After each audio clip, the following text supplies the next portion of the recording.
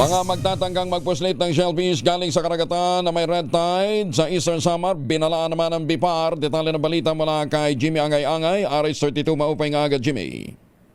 Binalaan ng Bureau of Fisheries and Aquatic Resources ang mga individual na magtatangkang magpuslit sa pagbibenta ng anumang klaseng mga shellfish na may multa at pagkakulong ang bawat mahuli.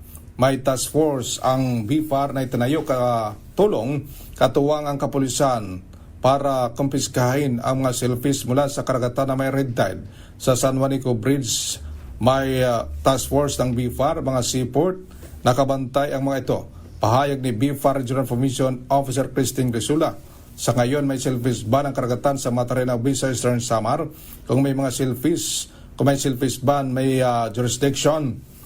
May power ang BIPAR at kapulisan na huliin, sampahan ng kaso mga nagtatransport, nagbebenta ng mga shellfish para sa kaligtasan ng mga konsumidor. Mula dito sa DYVL Action Radio Tacloban, ito si RH32 Jimmy Angay-Angay para sa DZRH, una sa Pilipinas, una sa Pilipino.